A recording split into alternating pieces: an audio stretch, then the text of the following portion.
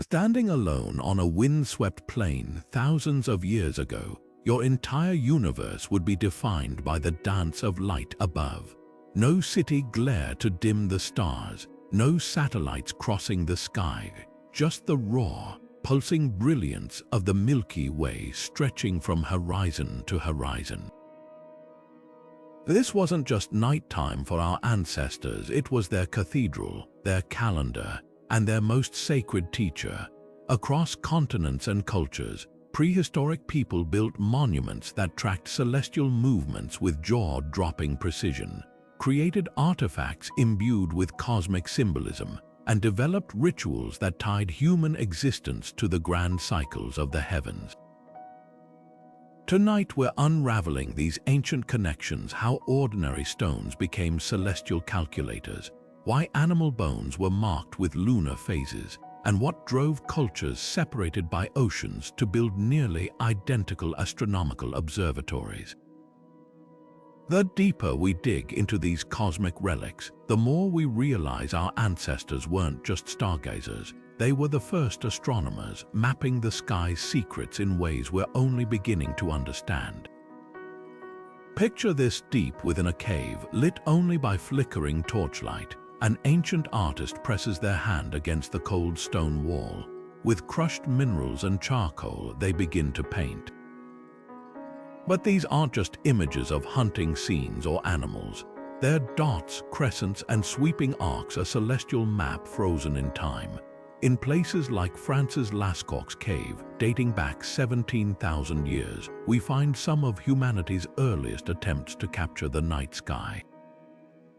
On carved reindeer antlers from the same era, careful notches tally the phases of the moon with astonishing accuracy.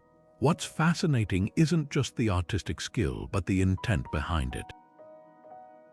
These weren't random scribbles, they were sacred records. Imagine living in a world where the sky wasn't just a backdrop, but the driving force behind every ritual, every planting season, every hunt. The moon's cycles dictated migration patterns. The stars' positions signaled when to harvest. If the heavens shifted in unexpected ways, it wasn't just bad weather. It meant the gods themselves were speaking. And this cosmic language wasn't limited to one region. From the caves of Europe to the rock shelters of Africa, similar symbols appear: spirals that mirror the Milky Way, dots clustered like star formations, even depictions of celestial events like comets or supernovas. Could these have been humanity's first attempts at astronomy? Not as we know it today with telescopes and equations, but as a living, breathing relationship with the cosmos. Here's the remarkable part: many of these ancient sky watchers didn't just observe, they predicted. Some bone carvings show sequences of marks that match the moon's waxing and waning over months. Others seem to track eclipses. Without written language or advanced tools, they spotted patterns invisible to the untrained eye. That's not primitive, that's precision.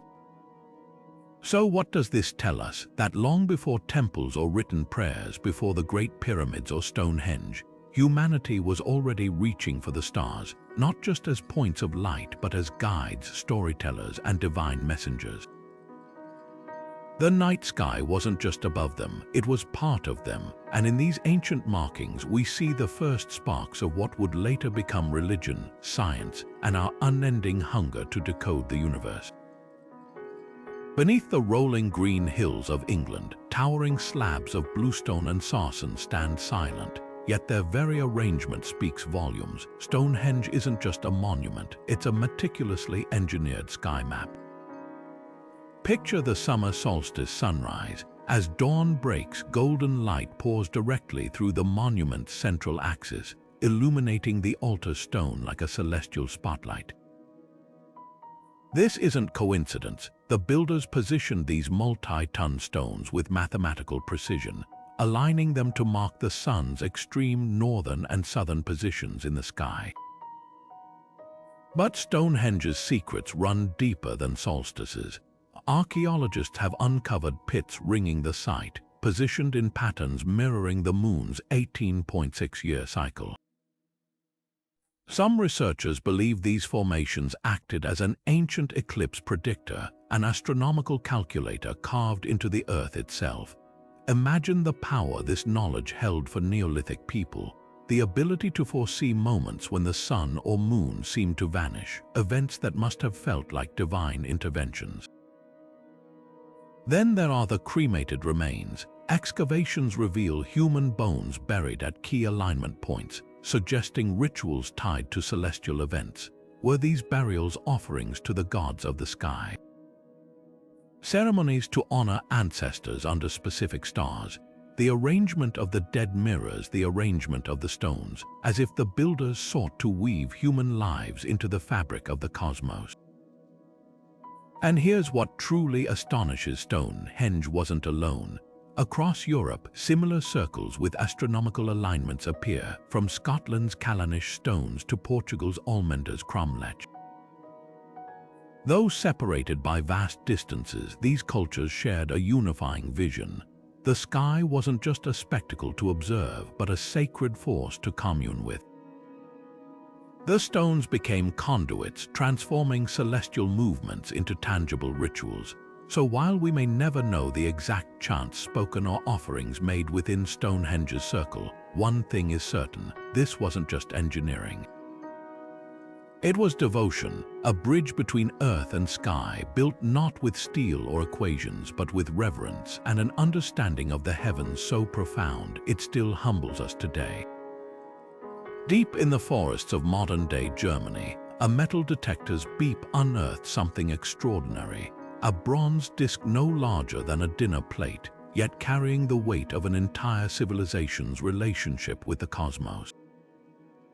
The Nebra Sky Disc, crafted over 3,600 years ago, isn't just art. It's the oldest known portable map of the heavens. Unlike the towering stones of Stonehenge, this relic was made to be held, carried, perhaps even passed between hands in sacred ceremonies. Gold arcs shimmer along its edges, a sun and a crescent moon, with clusters of stars scattered between them, including the unmistakable Pleiades. But here's what's remarkable: those stars aren't randomly placed. They mirror actual celestial patterns visible in Bronze Age Europe. This wasn't decoration. It was a tool, a ritual object, maybe even a priest's guide to predicting the turning of the seasons. Imagine farmers and shamans gathered under the open sky, consulting this disc to time their planting or sacrifices, the two golden arcs framing its sides. They marked the solstices, the exact points where the sun would rise and set at its northernmost and southernmost extremes. The Pleiades, appearing just before spring in the ancient sky, signaled the time to prepare fields. Every curve, every speck of gold served a purpose, and then there's the mystery of its creators. Found buried with swords and axes, the disc hints at a culture that saw the divine in the stars. But was it an object of worship, a teaching device, or both? Some scholars believe it was used to reconcile lunar and solar calendars, a Bronze Age algorithm balancing the rhythms of earth and sky. What's striking is how advanced this knowledge was. Without telescopes or written records, these people charted celestial events with precision that still astounds astronomers today. The Nebra Sky Disk doesn't just show us stars, it shows us the moment humanity began to systemize the heavens, bridging myth and mathematics in a way that would echo through millennia.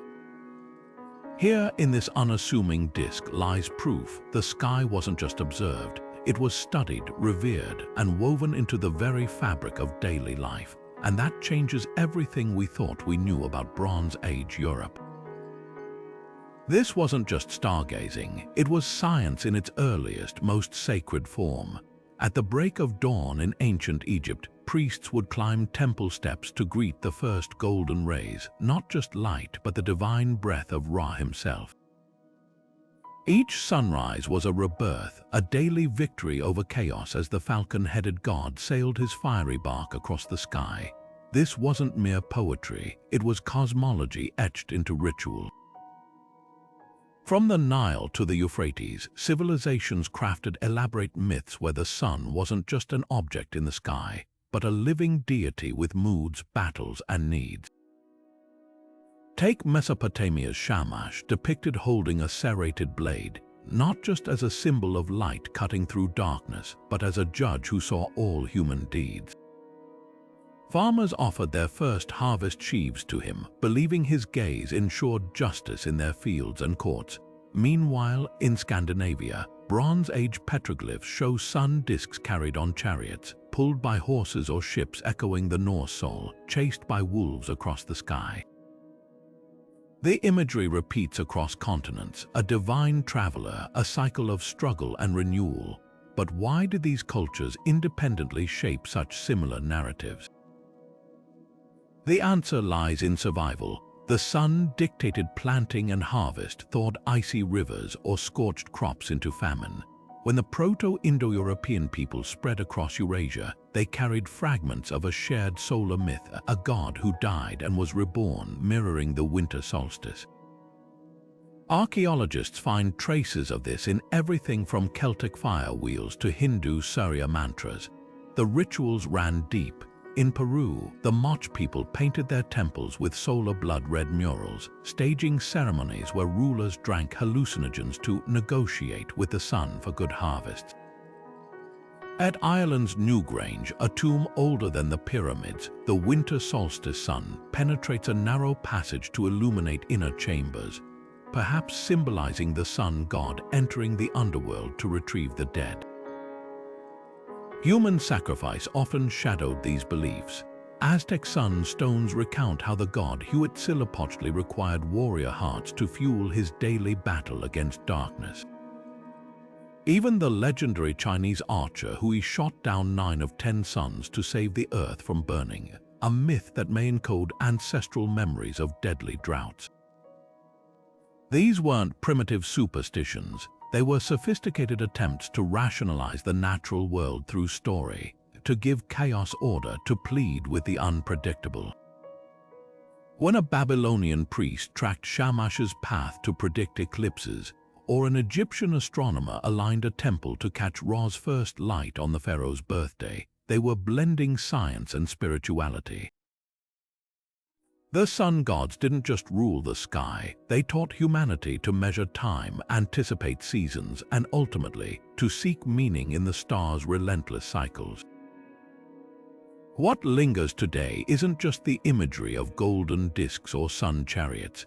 It's the profound insight that our ancestors saw the cosmos not as separate from themselves, but as a living dialogue, one where every sunrise was a covenant and every sunset a prayer.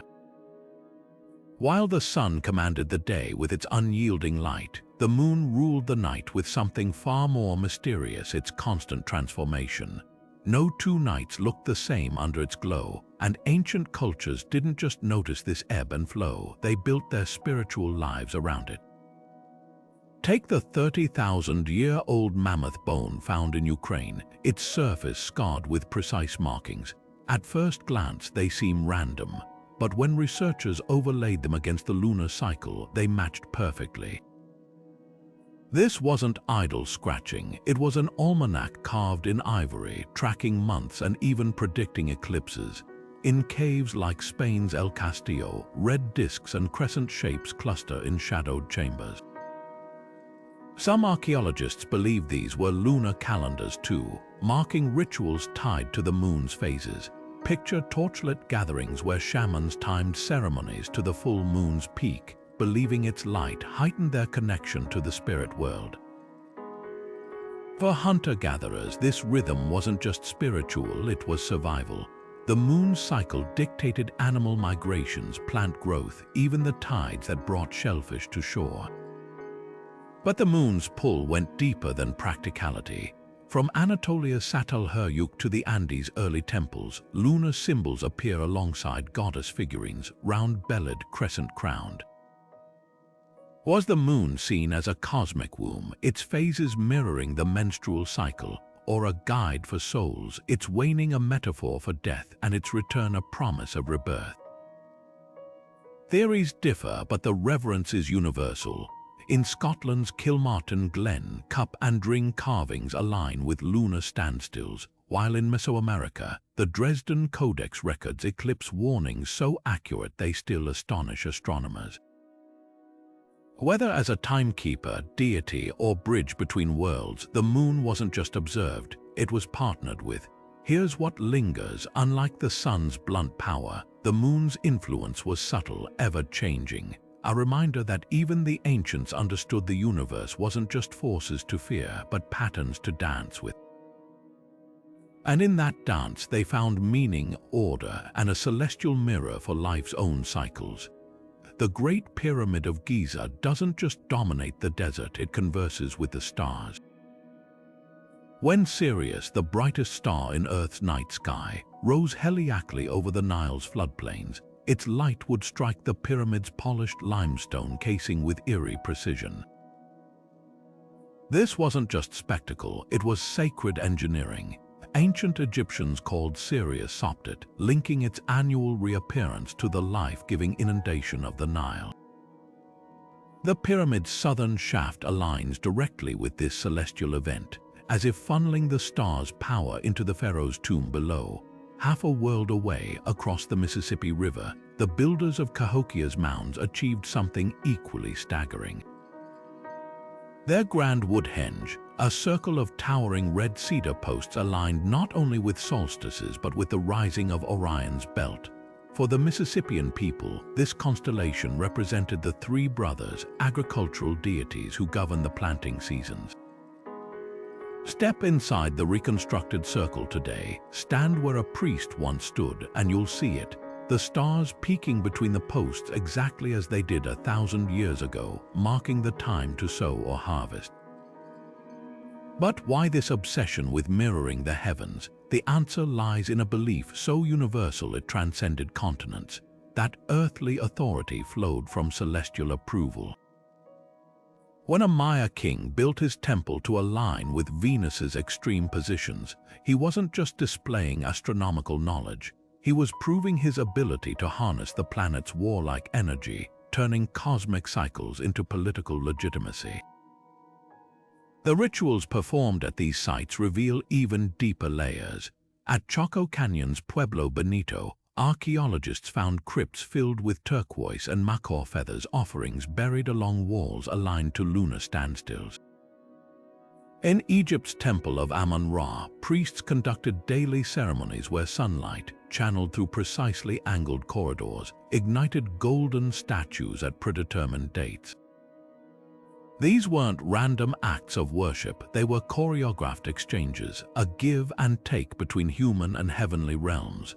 What's breathtaking is the sheer variety of methods cultures used to achieve the same goal. The Nabta Playa stone circle in the Sahara, older than Stonehenge by millennia, tracks the stars with megaliths dragged across miles of desert. Meanwhile, China's Neolithic Taosi Observatory used layered earthen ramparts to gauge the sun's movements down to a fraction of a degree. Different materials, different continents, but identical intent to anchor human existence to the cosmos's unchanging rhythms. These silent stones and mounds tell us something profound, that architecture wasn't just about shelter or status. It was a language spoken in alignments and angles, declaring humanity's place in a universe far grander than themselves. The stars didn't just inspire reverence, they dictated the very shape of civilization. And in these structures, even now, the dialogue between earth and sky continues.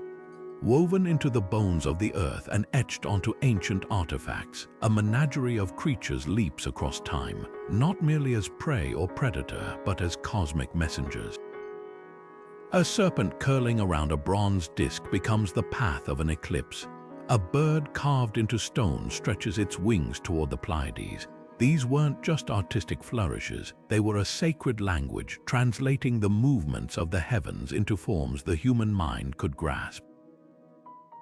Take the Ojibwe legend of the Great Panther, whose leaps created earthquakes echoed in constellations that mirror its shape, or the Aboriginal emu in the sky, a dark nebulosity stretching across the Milky Way, its body shifting with the seasons to signal when to gather eggs.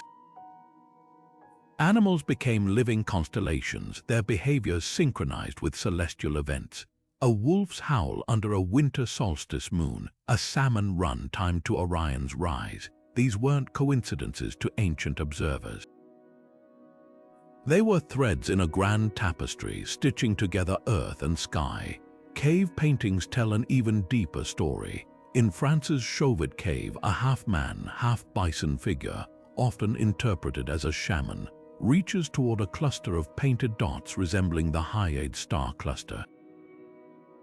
Was this a ritualist channeling celestial power through an animal spirit? Similarly, Scandinavia's Bronze Age petroglyphs depict stag-antlered figures grasping sun disks as if mediating between realms. The boundary between human and beast blurred under the night sky, revealing a belief that consciousness could traverse the cosmos in animal form. The symbolism often transcended geography. Dragons in Chinese astronomy guarded the celestial poles, while Mesoamerican feathered serpents like Quetzalcoatl embodied Venus's cyclical disappearance and rebirth. Why serpents? Perhaps because their shedding skin mirrored the moon's phases, or because eclipses when the sun or moon seemed consumed evoked a serpent's devouring jaws. Birds, with their ability to touch the heavens, became universal couriers, carrying prayers to the gods or omens back to Earth. What's remarkable is how these connections weren't arbitrary. A bear's hibernation aligned with Ursa Major's seasonal dip below the horizon. The jackal-headed Egyptian god Anubis guarded the underworld as Sirius, the dog star, signaled the Nile's life-giving floods. Every creature, from the smallest insect to the mightiest predator, held a place in the celestial hierarchy, a reminder that the cosmos wasn't out there, but intimately woven into the fabric of daily life. These animal totems did more than decorate artifacts or illustrate myths. They were keys to understanding a universe where the divine spoke through feathers, fur, and scales, where to track a herd was to follow the stars, and to honor a beast was to commune with the heavens themselves. In their eyes, we catch a glimpse of a world alive with meaning, where every rustle in the grass might be a whisper from the sky. Among the flickering shadows of ancient caves and beneath the vast, star-strewn skies, certain figures held the power to step beyond the boundaries of the flesh. Shamans, the first cosmic travelers. Dressed in pelts and feathers, adorned with bone and ochre, these spiritual guides didn't just observe the heavens, they claimed to walk among them. Through rhythmic drumming, chants, and sacred plants, they entered trances so deep that the earth fell away, leaving only the pulsing expanse of the cosmos. Archaeologists have uncovered traces of these journeys in the most intimate of artifacts. In the Andes, hollow bone tubes stained with traces of powerful hallucinogens suggest rituals where shamans inhaled vapors to fly beyond the body. Siberian burial sites revealed drums adorned with celestial maps, tools for guiding the soul's passage. Even the cave paintings of Europe, with their half-human, half-animal figures, might depict shamans mid-transformation, their spirits merging with celestial beasts. But what did they experience? Some indigenous traditions speak of climbing a world tree to reach the stars, or riding beams of light to consult ancestral spirits. Others describe encounters with celestial guardians, luminous beings who bestowed healing knowledge or warnings of coming droughts. The Tucano people of the Amazon still tell of their shamans navigating the Milky Way as a river of souls, gathering wisdom from constellations that act as celestial villages. Here's where astronomy and spirituality become inseparable. A shaman's vision of the Pleiades wasn't just a star cluster, it was a council of divine elders. The moon's phases weren't mere cycles but portals opening to other realms. When a Bronze Age shaman traced the path of Venus on a drumhead, they weren't charting a planet, they were mapping a road for spirits to walk. The proof lingers in rituals preserved against all odds. The Sami people of Scandinavia still use drums marked with symbols mirroring the northern lights, believing their rhythmic beats summon the aurora's wisdom. In the Americas, Huacol shamans consume peyote to meet the sun and bring back visions that guide their people. These aren't primitive fantasies, they're sophisticated systems of knowledge where the celestial and terrestrial intertwine. What's striking is how similar these practices are across continents. From the steppes of Mongolia to the rainforests of Brazil, the shaman's role was universal, to bridge worlds, to translate the language of the stars into guidance for the living.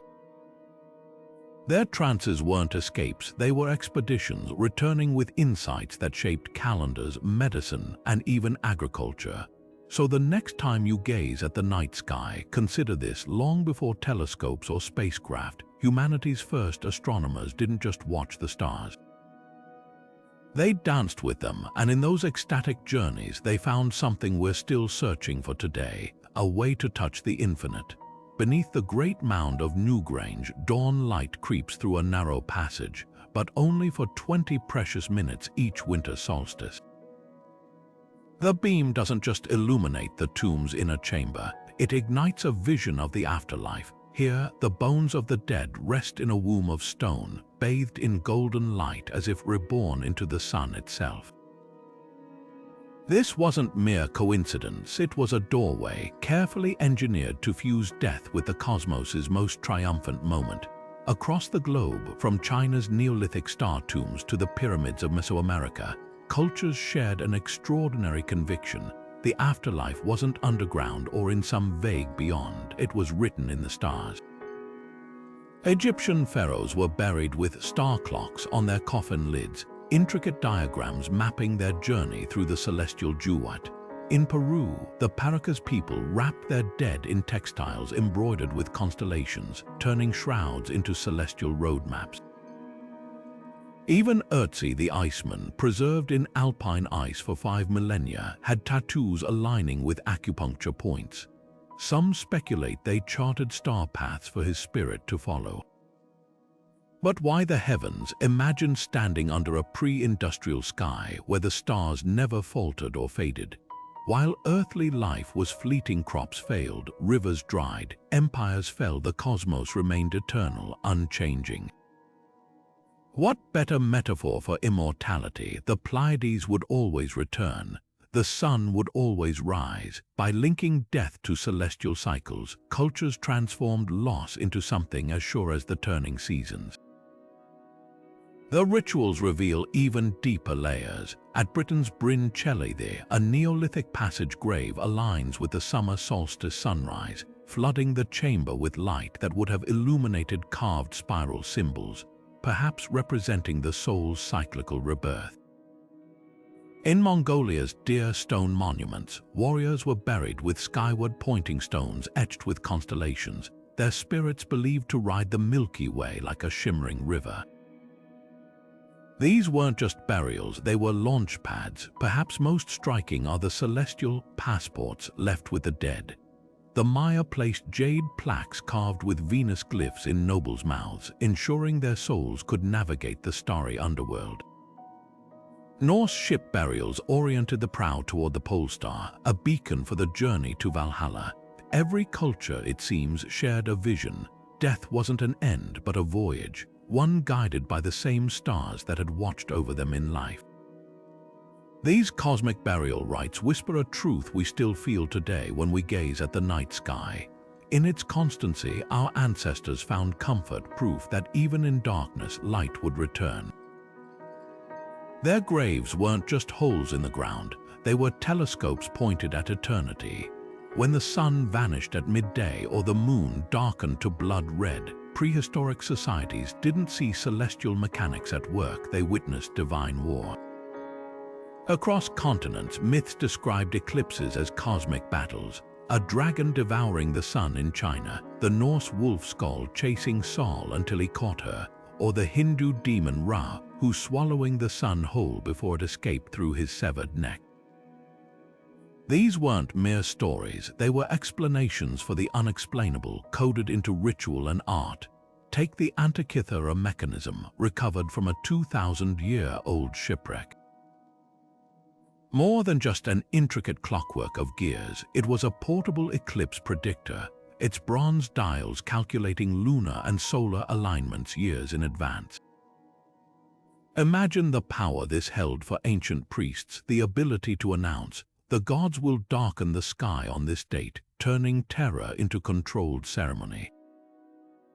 For societies that saw eclipses as omens of famine, war, or a ruler's downfall, such predictions weren't just science, they were survival, and survival demanded action. When shadows swallowed the sun, the Aztecs stabbed their own ears, offering blood to strengthen Huitzilopochtli for his daily battle. Chinese villagers banged pots to scare away the celestial dragon, while Norse poets recited spells to aid Saul's escape. In Mesopotamia, scribes recorded eclipse patterns on clay tablets, searching for cycles that might reveal the gods' intentions. Even the Inca, without written language, built observatories like the Intihuatana stone to track shadows, ritually tying down the sun to prevent its disappearance. But why such universal dread? Unlike comets or shooting stars, eclipses disrupted the most reliable cosmic constants: the sun's steadfast light, the moon's predictable glow. Their abrupt darkness shook the very order of the world. A Babylonian tablet warns of eclipses bringing the death of kings, while Maya codices depict them as moments when the underworld gods could breach our realm. Yet within that fear lay astonishing intellectual leaps. The same cultures that trembled at eclipses also decoded their patterns. Greek astronomers realized they recur in Saros cycles. The Maya plotted them with precision rivaling modern astronomy, and on a cliff in Ireland, someone carved spiral petroglyphs aligned to eclipse events, a Stone Age warning system. What emerges isn't a tale of superstition, but of humanity's relentless drive to tame the terrifying unknown. Eclipses forced our ancestors to watch the sky more closely, to measure, to calculate, laying the groundwork for astronomy itself.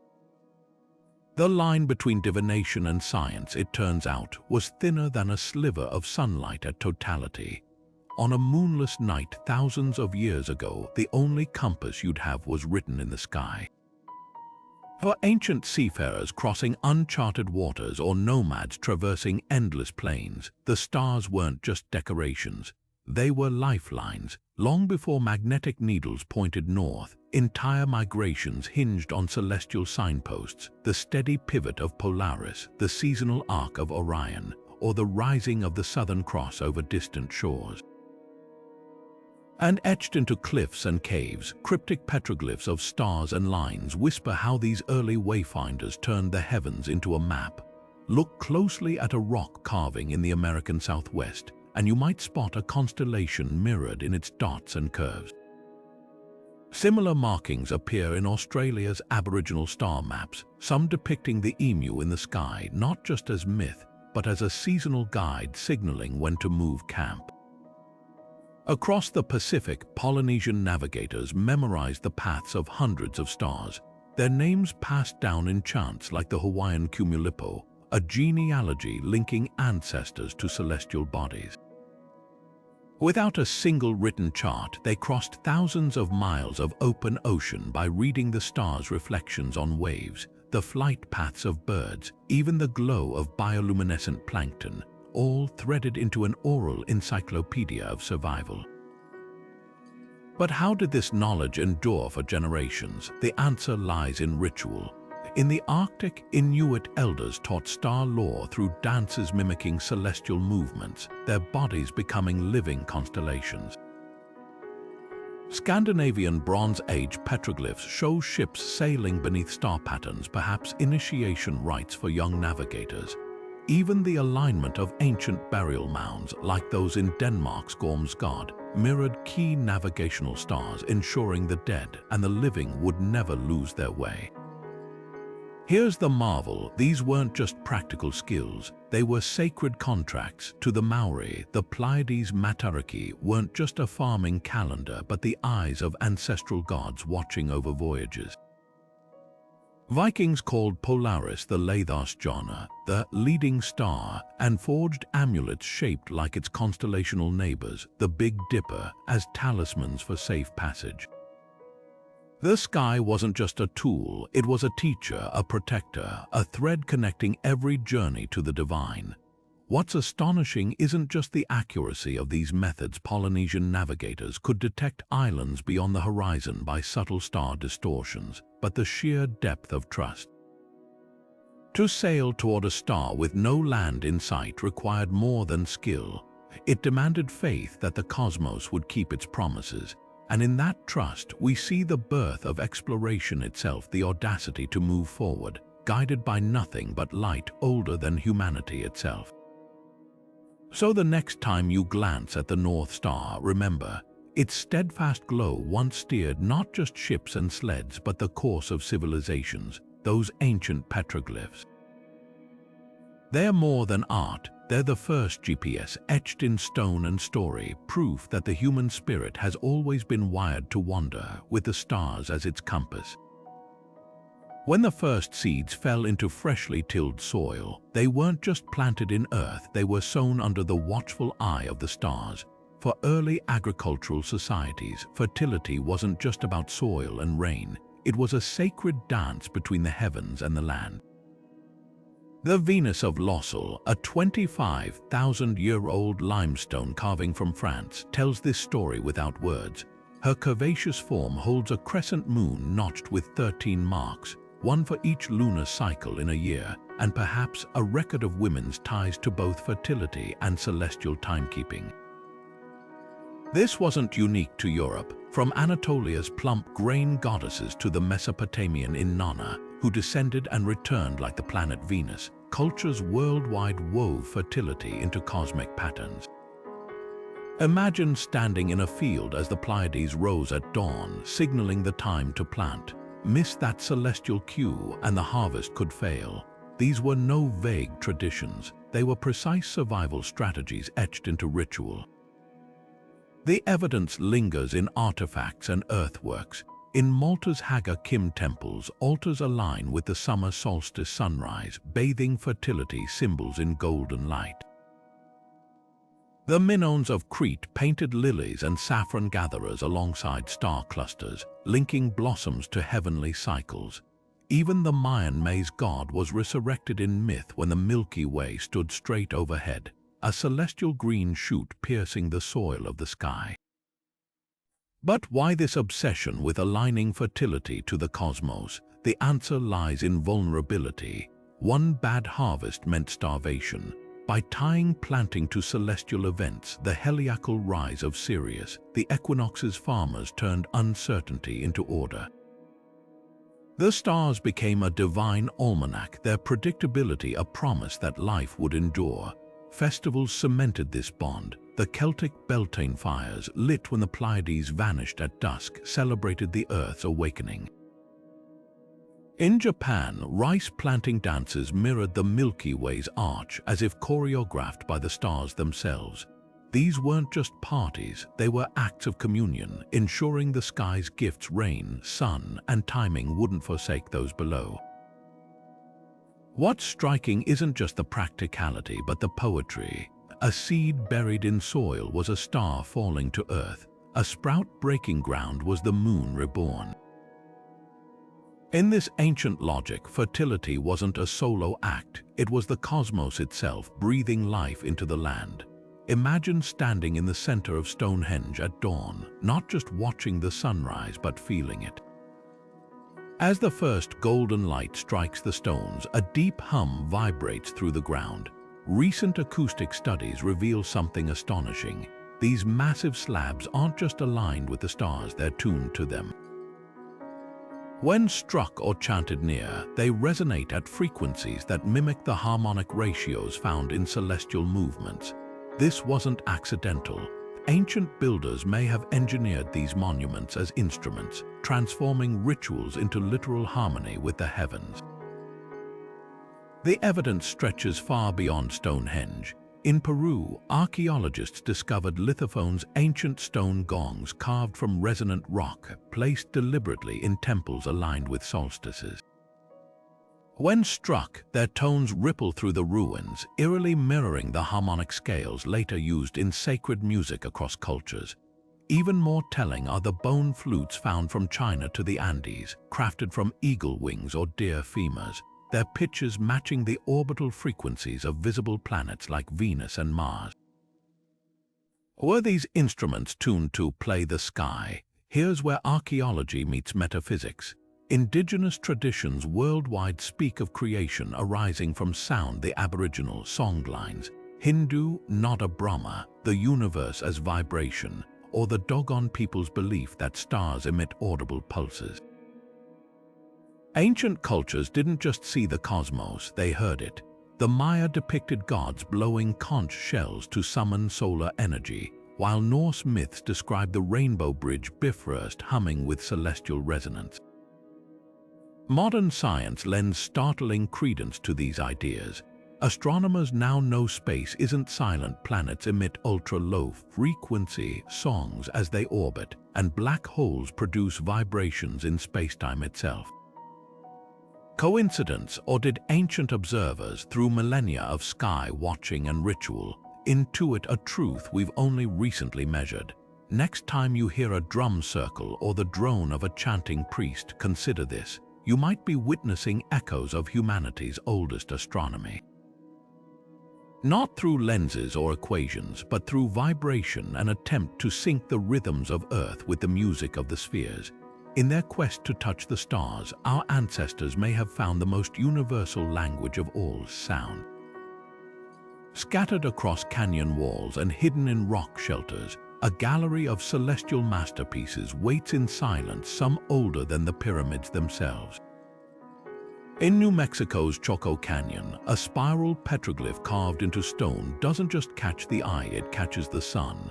At midday during the summer solstice, a dagger of light pierces its center, splitting the spiral like a cosmic egg. This isn't graffiti. It's a solar calendar etched by ancestral Puebloans 1,000 years ago, marking time with the precision of a Swiss watch.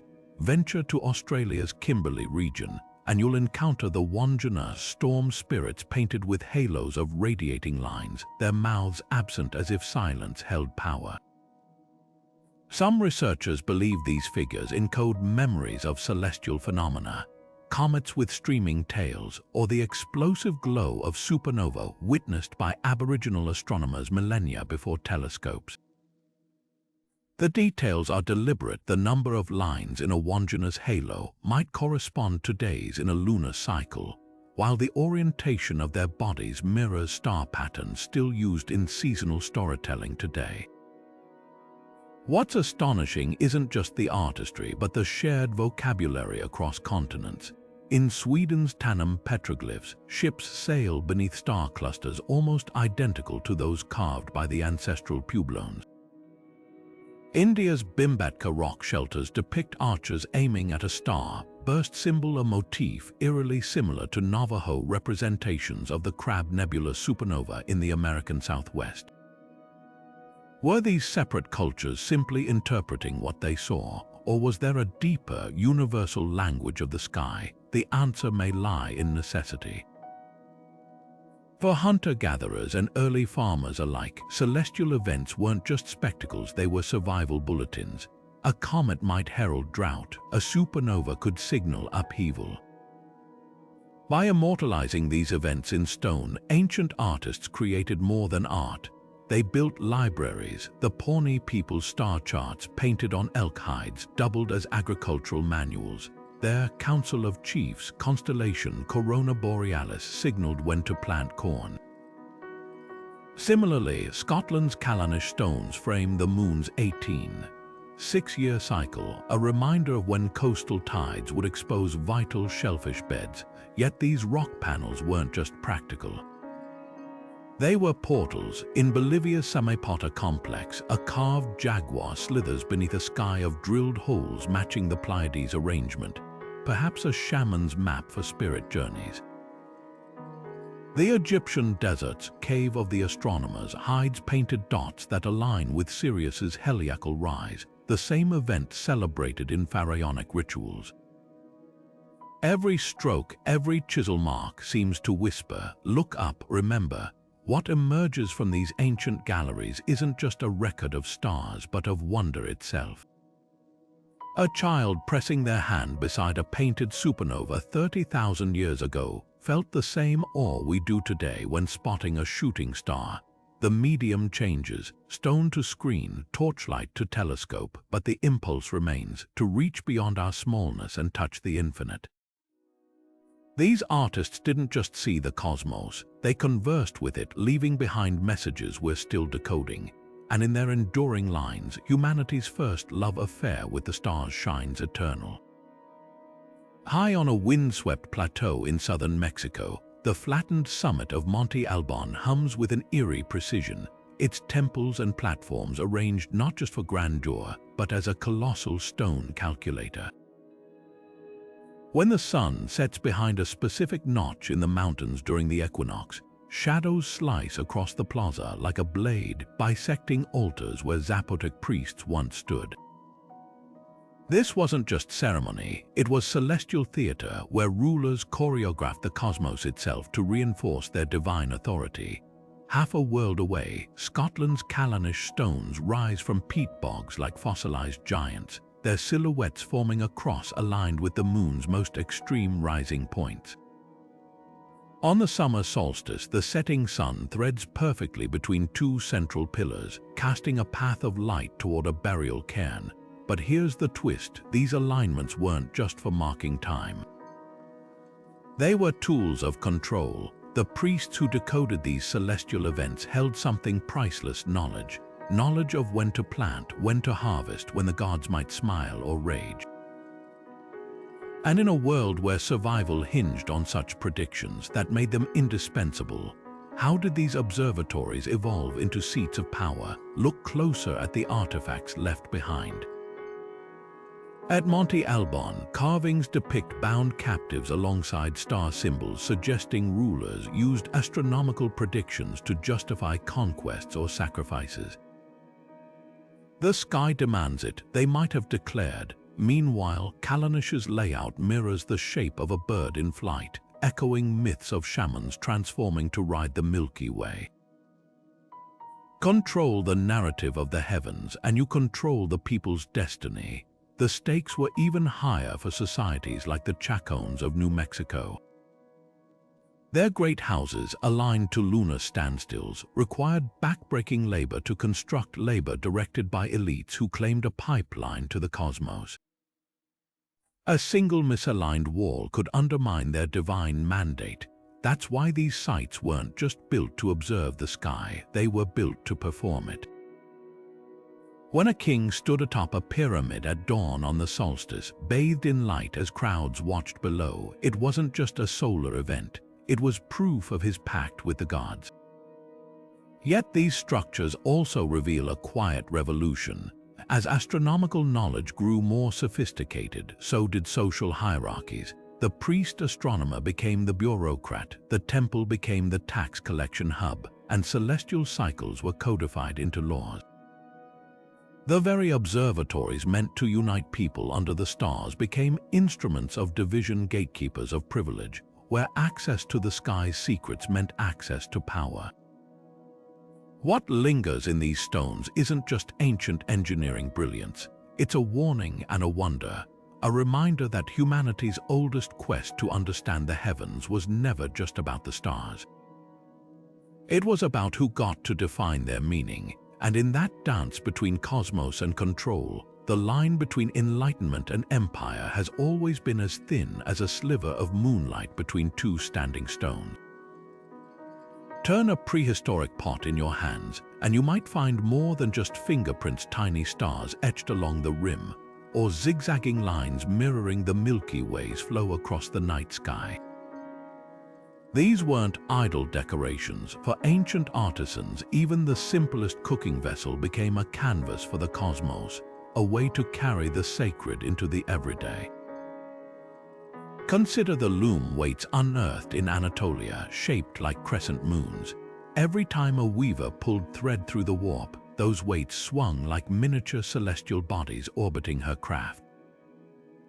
Or the grain grinders from Neolithic Catalhoyuk, their surfaces scored with radial patterns echoing sunbursts as if transforming flour into something more than sustenance, into a communion with the heavens.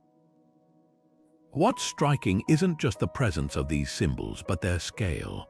Grand monuments like Stonehenge awe us with their precision, but a child's clay whistle shaped like a bird constellation tells a quieter truth. The sky wasn't reserved for priests or solstice ceremonies.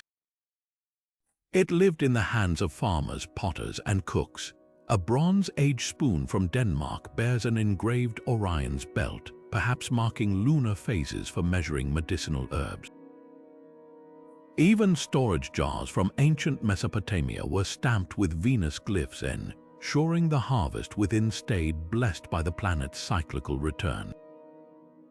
These artifacts whisper a radical idea. For our ancestors, there was no sharp divide between sacred and mundane. To spin wool under a roof beam carved with the Pleiades wasn't just craft, it was alignment. To stir a star-painted pot of stew might have been an act of gratitude, as if the simmering broth drew flavor from the cosmos itself. Archaeologists debate whether these motifs were protective charms, seasonal reminders, or something deeper, talismans linking daily labor to celestial order.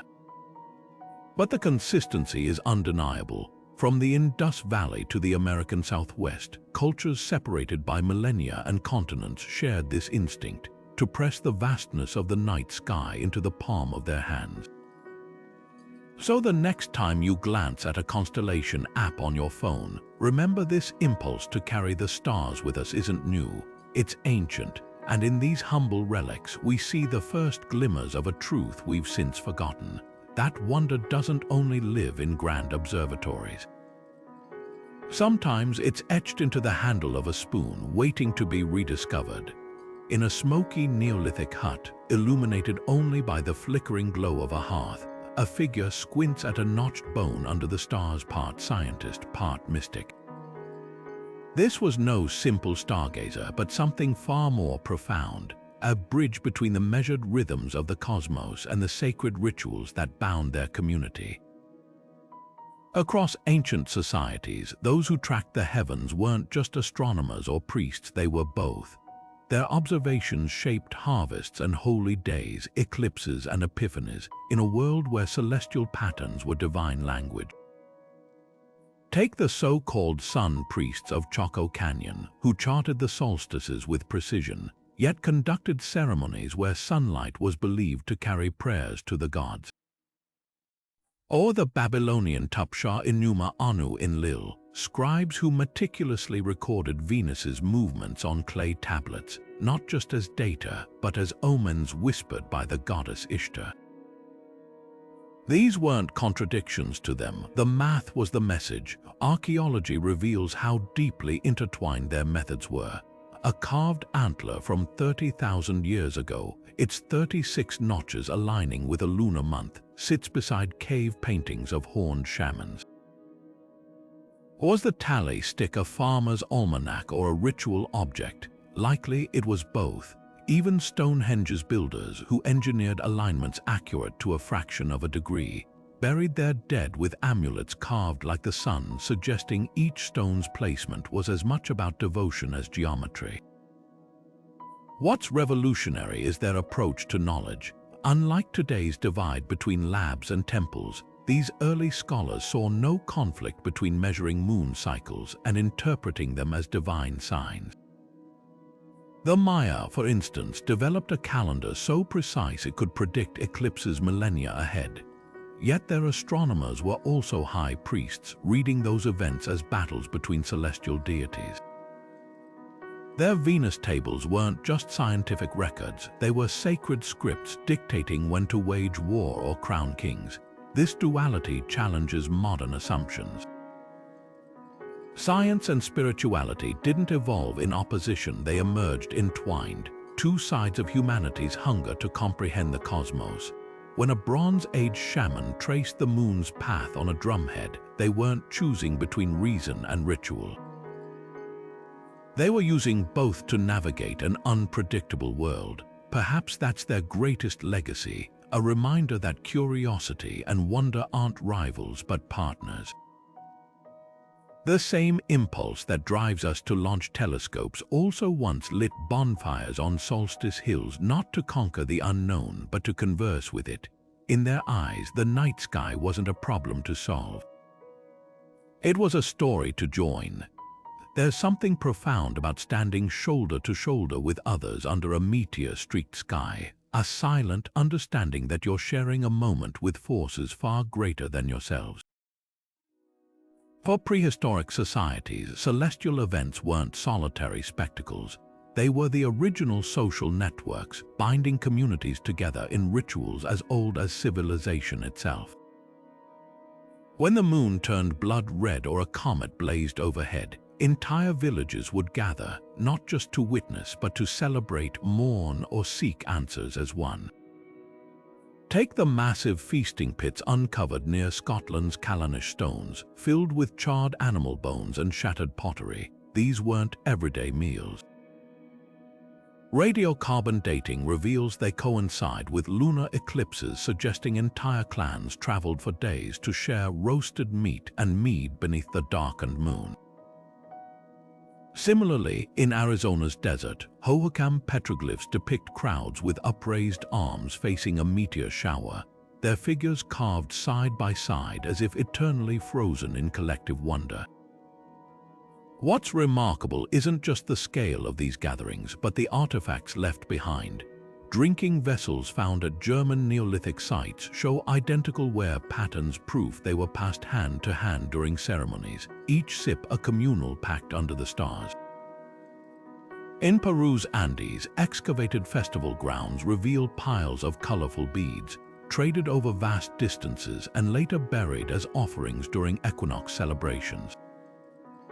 These objects tell a story. The cosmos didn't just inspire awe, it created a language of belonging. But why did the sky hold such power to unite? Imagine a world without streetlights or screens, where the night was a shared canvas. When the heavens behaved unpredictably, an aurora pulsing violently, or Venus vanishing for weeks, it wasn't just a curiosity. It was a crisis demanding collective interpretation.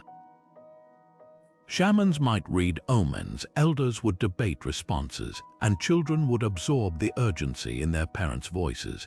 The very act of gathering to watch, pray, or feast transformed fear into cohesion. This tradition echoes today in ways we might not even realize. Modern astronomy clubs huddling under blankets to glimpse a passing comet, or families crowding rooftops during an eclipse, are unknowingly reenacting rituals millennia old. The tools have changed: telescopes instead of torches, apps instead of oral histories, but the impulse remains, to face the infinite together, and in doing so, remember what ties us to one another. So the next time you look up at a meteor shower or a supermoon, picture your ancestors doing the same, not alone, but circled by kin and neighbors, their voices rising in shared songs or whispered prayers. The sky was their glue, and in its vastness they found their place.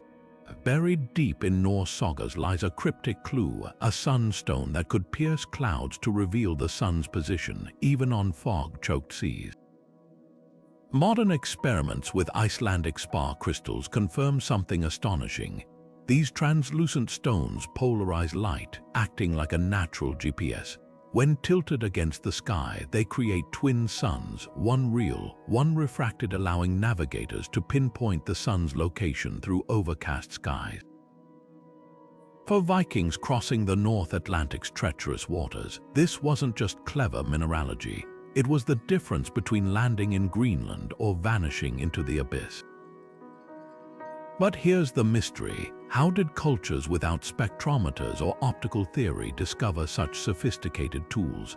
The answer might lie in generations of relentless observation. Just as Polynesian navigators memorized wave patterns and bird flights, Norse sailors likely noticed how certain crystals glowed uniquely under diffused light.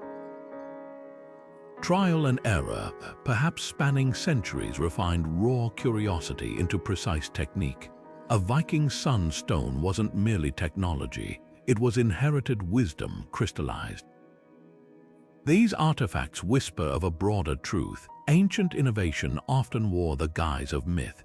Greek legends spoke of the ophthalmos, a seeing stone that let priests track celestial movements. Chinese annals describe jade mirrors used to forecast eclipses by projecting sunlight onto carved grids. Even the Inuit kilaut, a moon-shaped drum, doubled as a lunar calculator, its stretched membrane marked with phases to time migrations. What we dismiss as folklore might be encoded manuals, preserving astronomical hacks too vital to lose. Yet the most haunting question isn't how these tools worked, but why their secrets faded. Climate shifts, invasions, or simply the arrogance of progress could have severed these knowledge chains. When the last sunstone navigator died without an apprentice, an entire science of the skies dissolved into legend. Today, as we rediscover these technologies like the Antikythera mechanism's gearwork or the Maya's zenithal tubes, we're forced to reconsider history's timeline. Maybe the so-called Dark Ages weren't dark at all.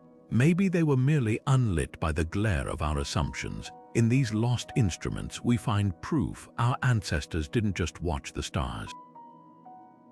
They engineered ways to think like them. Among the carved antlers and painted caves of prehistoric Europe, archaeologists uncover a curious patterned spindle walls etched with crescent moons, buried beside the remains of women who spun thread by firelight.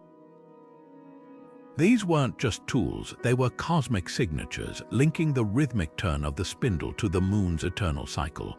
Meanwhile, in male burials from the same eras, bronze daggers gleam with solar spirals, their hilts marked with rays like miniature suns. Across cultures and millennia, the sky wasn't just observed, it was gendered, woven into the very fabric of social roles and spiritual power. But why this divide? For agricultural societies, the moon's phases mirrored the rhythms of the female body cycles of fertility, growth, and renewal. Lunar motifs appear on loom weights in Anatolia, birthing amulets in Malta, and even Neolithic figurines with crescent headdresses, suggesting women were seen as living embodiments of celestial patterns. The sun, with its unyielding light and association with hunting or warfare, often became the domain of men.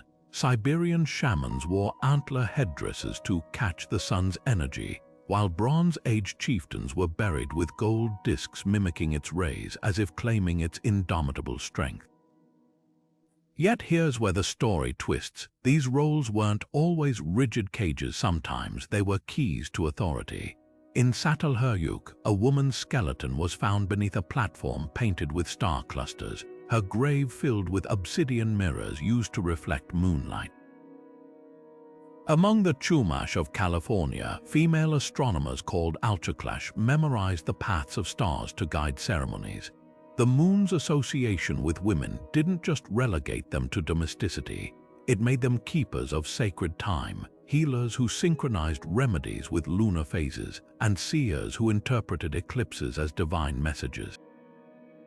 The artifacts leave room for debate. A Viking grave in Sweden held a warrior buried with a solar-engraved sword, but also a spindle, hinting at fluidity between roles. And in the temples of Malta, genderless figurines with celestial motifs suggest some cultures might have seen the cosmos beyond binary divisions. What emerges isn't a simple tale of oppression or empowerment, but a profound dialogue between sky and society.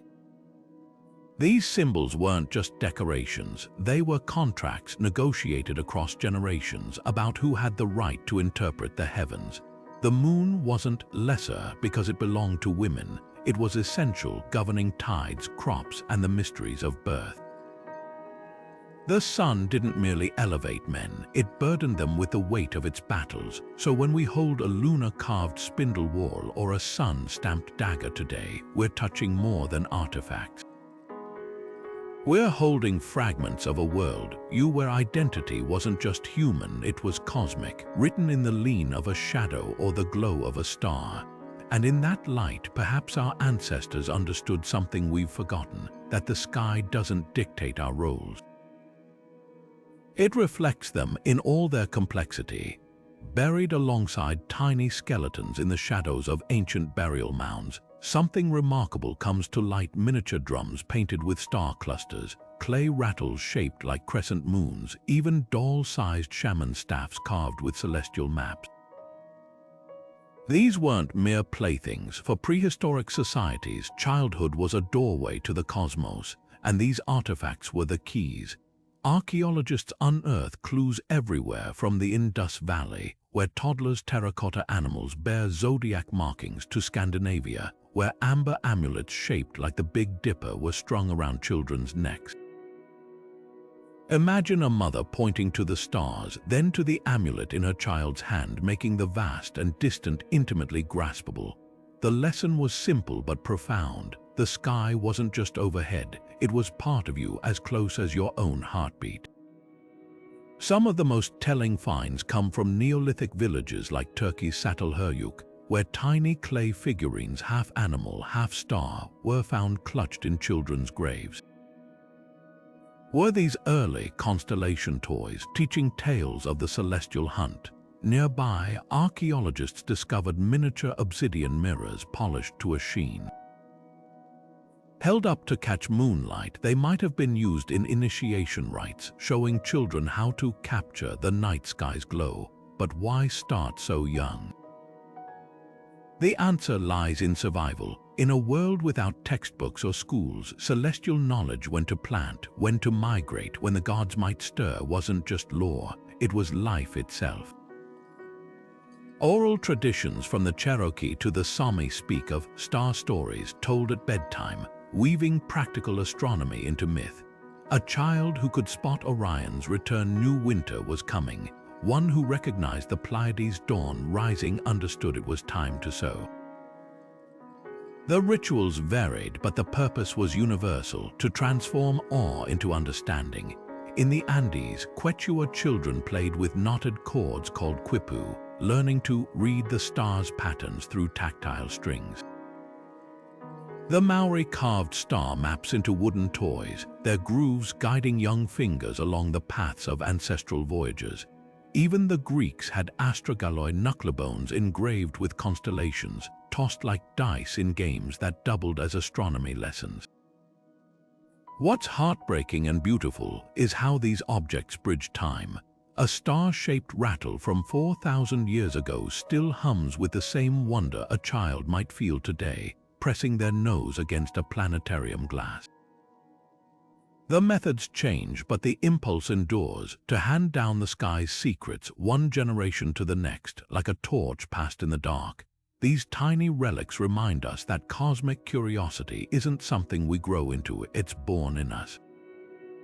And the first people to nurture that spark weren't professors or philosophers. They were parents kneeling beside a sleeping child, whispering stories of the stars they'd one day navigate by. In those hushed moments, the universe became more than light years and legend. It became home. Beneath the glow of city lights and smartphone screens, the ancient pull of the stars still tugs at us, sometimes in ways we don't even realize. That horoscope app you check out of curiosity, it shares DNA with Babylonian priests who tracked Venus to predict fortunes. The crowd gathered at Stonehenge for the summer solstice. They're part of an unbroken chain stretching back 5,000 years. Even NASA mission patches feature constellations, a quiet nod to humanity's oldest navigators. The persistence of these cosmic traditions isn't just nostalgia, it's something deeper. Modern astronomy can chart a black hole's spin or land rovers on Mars, yet we still mark the winter solstice with festivals of light, echoing Neolithic bonfires meant to coax the sun's return. Farmers once relied on the Pleiades to plant crops. Today, biodynamic agriculture times harvests by lunar phases. The tools have changed, but the instinct remains: to align our lives with the rhythms of the universe. What's fascinating is how these practices morph across cultures. In Japan, the Obon festival guides ancestral spirits home using lanterns mirroring the Milky Way's path, just as the ancient Egyptians did with their Akhet hieroglyphs. Mexico's Day of the Dead aligns with the Pleiades' zenith, a celestial reunion of the living and the dead that would feel eerily familiar to the builders of Newgrange. Whether it's Holi's vibrant chaos in India or Scandinavia's midsummer poles crowned with solar wheels, the sky cycles still frame our celebrations. But why does this connection endure? Science offers one answer. Our brains are wired for pattern seeking, a survival trait honed under prehistoric skies. Yet there's also an emotional truth. Standing under a meteor shower or watching an eclipse, we feel what our ancestors felt, a humbling awe, a reminder that we're part of something vast and ancient. Astrology may lack empirical proof, but its appeal lies in that same longing, to find meaning in the stars' dance, just as cave artists did when they painted constellations beside their handprints. Perhaps the most telling modern echo isn't in rituals or apps, but in our collective grief when light pollution erases the night sky.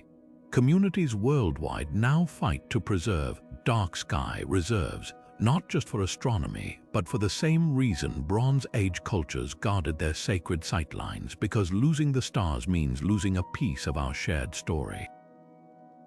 In the end, these traditions persist not because we still believe the moon controls the tides of fate, but because the cosmos remains the one language every culture has spoken.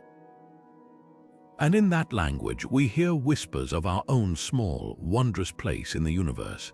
As we stand at the end of this cosmic journey, looking back across thousands of years, one thing becomes undeniably clear: our ancestors didn't just watch the stars. They lived by them. Every alignment, every carving, every ritual was a conversation with the universe, an attempt to weave human existence into the grand tapestry of the heavens. Whether through towering monoliths or humble clay amulets, they left us a legacy not just of wonder, but of profound connection. It's easy to dismiss these ancient practices as primitive superstitions, but that would miss their true brilliance. Without satellites or calculators, they mapped the sky's rhythms with astonishing precision. Without telescopes, they saw patterns that still guide astronomers today. More than that, they understood something we often forget: that the night sky isn't just something to observe. It's something to belong to. Think about the last time you paused under a meteor shower or felt that quiet awe during an eclipse. In those moments, you weren't so different from a Neolithic shaman or a Bronze Age farmer. The tools have changed, but the heartbeat remains the same. We still turn to the stars for answers, for solace, for the sheer thrill of touching something boundless. That's the real magic of these relics. They're not just artifacts locked in museum cases. They're echoes of a relationship between earth and sky, past and present, that refuses to fade. So the next time you look up, remember, you're part of an unbroken chain of stargazers, dreamers, and seekers. The cosmos still speaks, we just have to listen. If this journey through time and space resonated with you, let's keep the conversation going. Drop a comment about your own celestial experiences. Have you ever felt that ancient pull of the night sky? And for more deep dives into history's greatest enigmas, hit subscribe. Together, we'll keep unraveling the mysteries that connect us across the ages.